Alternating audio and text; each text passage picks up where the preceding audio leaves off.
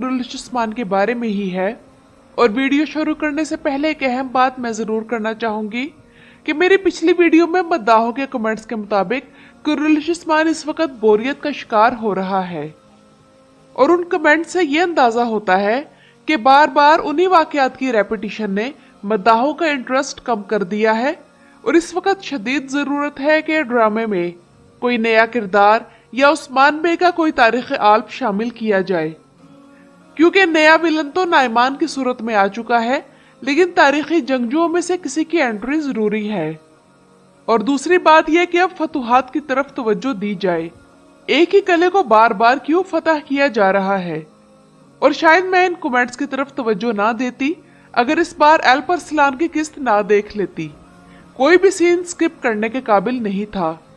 हर scene की अपनी जगह अहमियत थी और तजस्सुस भी ड्रामे में भरपूर था। तो जाहिर सी बात है कि हम में से वो सब जिन्हें उस्मान से एक दिली लगाव दिल शारतरुल की वजह से है, तो इनके जहन में आता है कि उस्मान में फिर ये अट्रैक्शन क्यों नहीं है, जिसकी तारीख का एक बड़ा हिस्सा आज भी किताबों की सूरत में मौजूद है। और किस्त नंबर 118 और 119 के हवाले से आप लोगों को इतला देती चलूं कि आने वाली इन किस्तों में आप लोगों को उस्मान के हवाले से एक्साइटिंग सिनेरियोज देखने को मिलेंगे, जो कि महमद बोजदैक के जादुई कलम का शाहकार होंगे। थोड़ा इंतजार करें, और नए किरदार आने वाले हैं जबकि पुराने किरदार जाने वाले हैं, और एक नए दौर का आगाज होने वाला है। तो नए ट्रेलर के मुताबिक आने वाली किस्त के वाकयात कुछ इस तरह होने जा रहे हैं। आखिरकार आग तैमूर और आल चचक की शादी होने वाली है, लेकिन क्या ये शादी खैरियत से हो जाएगी?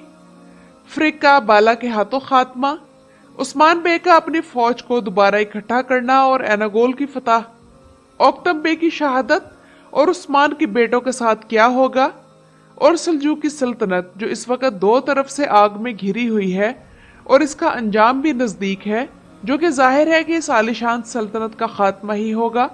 तो एक आग मंगोलों का गजब है और दूसरी आग उस्मान बे का सुल्ताना के खिलाफ गम गुस्सा है। तो अब सुल्ताना का अगला प्लान क्या होगा?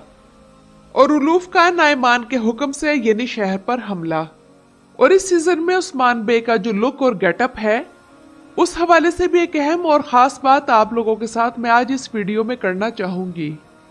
तो नाज़रीन इकराम, आल चचक और आग तैमूर की शादी की वाइब्स हमें पिछली किस्त में ही इकट्ठे मिलकर खाना खाने वाले सीन में मिल चुकी हैं, लेकिन अगर तो एनागोल की फतह से पहले इनकी शादी हो जाती है तो इम्कान करीब है कि खैरियत से हो जाएगी, वरना अगर एनागोल की फतह के बाद शादी हुई तब तो ओक्तम बे की शहादत की वजह से ये शादी कहीं फिर से न मुलतवी कर दी जाए।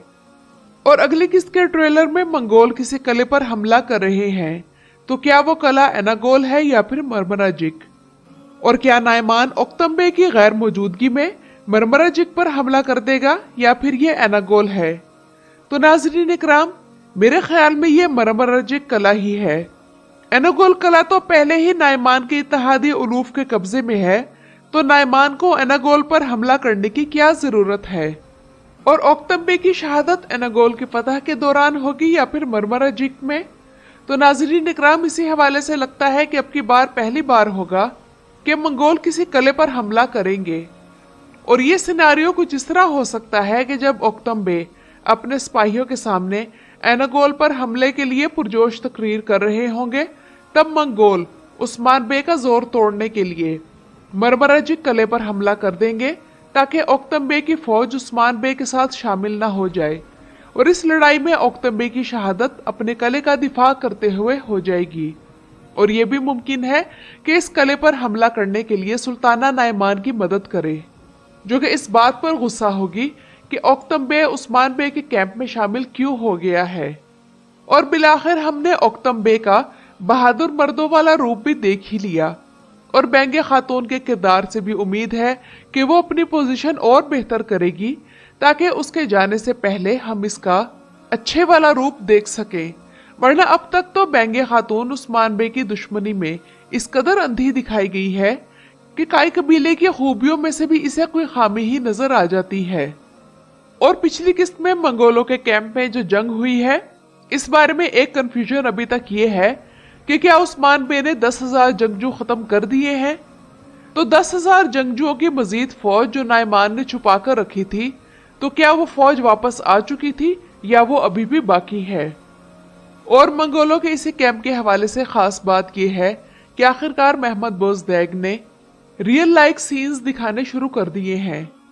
नाइमान का कैंप जिसमें दर्जनों खेमे मौजूद हैं और जिसकी खंदकों और गार्ड्स की मदद से हिफाजत की जा रही है, गेहातों के उस कैंप से बहुत बेहतर है जिसमें सिर्फ 2 खेमे दिखाए जाते थे।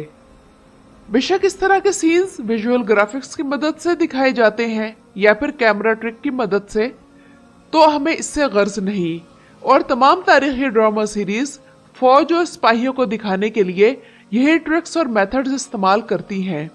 अल्परसलान में कई बार ऐसे सीन्स दिखाए गए जो कि काफी शानदार लगे, और अब महमद बोजदैग ने भी इस तरफ तवज्जो देनी शुरू कर दी है। वैसे सीजन 2 की पहली जंग में भी यही तकनीक इस्तेमाल हुई थी और वो भी एक क्लास जंग थी।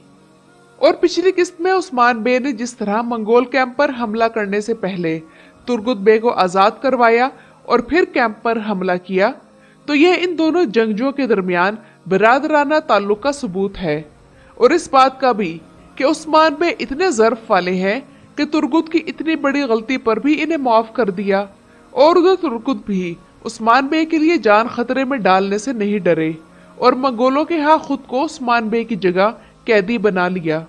इसलिए उस्मान बे ने पहले तुर्गुत को आजाद करवाया और फिर मंगोलों से जंग की। अब बात करते हैं नाज़रीन इकराम उलूफ के हमले की।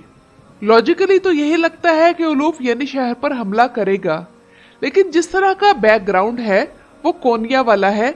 जब उस्मान बे ने सुल्तान मसूद को फरार करवाया था और अलाउद्दीन को आजाद करवाया था, तो क्या नाइमान उलूफ को कोनिया पर हमला करने भेजेगा ताकि सुल्तान अलाउद्दीन को कत्ल किया जा सके? तो नाज़रीन इकराम तारीखी तौर पर ऐसा मुमकिन नहीं है, और वहां मंगोल पहले ही मौजूद हैं, उलूफ की जरूरत नहीं। तो अब यूं ही लगता है कि उलूफ फरीक को भेस बदलकर यानी शहर भेजेगा ताकि उलूफ के अंदर दाखिल होने में मदद की जा सके। और वहीं उलूफ के हमले के दौरान फरीक अलाउद्दीन और ओरहान को कत्ल करने की कोशिश करेगी। और बाला की ये जुमला मुझे काफी क्लिक किया कि वो कहती है कि तुम मेरे बच्चों को छू भी नहीं सकती, और इस जुमले से बाला की दोनों बच्चों के लिए ममता झलक रही है। और नाज़रीन इकराम आखिर में मैं आप लोगों से एक अहम बात ये करना चाहूंगी कि उस्मान बे और उनके जंगजुओं ने तुर्कों की रवायती आल्प्स वाली टोपी पहनना क्यों बंद कर दी है, और ये दूसरे सीजन से हो रहा है। पहले सीजन में उस्मान, बुरान, कोनोरैल्प, सामसा चाउश यानी कि हर एक के सर पर यह टोपी होती थी, और उस्मान बे की लुक भी इस सीजन में काफी मॉडर्न टच दे रही है। वो उस्मान बे से ज्यादा किसी कंपनी के मैनेजर लग रहे हैं, और इन्हें और तुर्गुत बे को देखकर तो यही लगता है कि हर किस्त में ये अभी बार्बर के पास से होकर आए हैं। मतलब इनका हेयर कट भी मॉडर्न है। जबकि उस्मान बे जब यानी शहर में सरदारों से मुलाकात करते हैं तो सरदारी वाली पगड़ी भी इनके सर पर नहीं होती। तो नाज़रीन इकराम मुझे ये सब काफी अजीब लग रहा है। अब कुछ लोग कहेंगे कि पगड़ी सरदारों के लिए होती है जबकि टोपी आल्प्स के लिए। तो याद करें कि सुलेमान शाह जब दिरले शारतुरुल में सरदार थे तब वो टोपी और पगड़ी स्विच करते रहते थे, यानी कि आम दिनों में वो सर पर आल्प्स वाली टोपी रखा करते थे, और जब सरदारों का जिरगा बुलाया जाता था तब उनके सर पर पगड़ी हुआ करती थी। इसी तरह एर्तुगरुल गाजी भी सीजन 2 से ही सरदार थे, लेकिन सर पर कुछ न कुछ जरूर पहना होता था। कभी कभार उनके सीन्स बेयर हेड के साथ भी हैं, लेकिन कम हैं। तो नाज़रीन इकराम कुरुल-ए-शिस्मान में मुझे ये चीज बड़ी ऑकवर्ड लग रही है, और उस जमाने के बरखिलाफ इस सीरीज के कपड़े और हेयर स्टाइल मॉडर्न और एंशिएंट दोनों टच के साथ चल रहे हैं। और जहां तक रही सरदारी वाले लिबास की बात, तो सरदारों वाला लिबास सिर्फ खास मौकों पर ही पहना जाता है, मसलन दीवान बुलाया जाए या फिर कोई तकरीब हो या कोई ऑफिशियल विजिट हो वगैरह। प्राइवेट मीटिंग्स में भी हर वक्त शाही लिबास या सरदारी वाला लिबास नहीं पहना जाता। लेकिन ये बात बड़ी अजीब थी कि कारासी बे, याकूब बे और जानदार बे से जब भी मुलाकात हुई तो उनके सर पर तो पगड़ी थी, लेकिन उस्मान बे के सर पर कुछ नहीं था। यानी बिल्कुल ऐसा लग रहा था कि जैसे वो कोई नॉर्मल आदमी हो। और वो तुर्क सरदार कहीं से भी नहीं लग रहे थे। तो ये खामी मैंने कुरुलिश उस्मान में नोट की और आप लोगों के सामने रख दी। आप लोग मेरी इस बात से किस हद तक मुत्तफिक हैं मुझे कमेंट्स में जरूर बताइएगा। मेरे चैनल पर आने का शुक्रिया।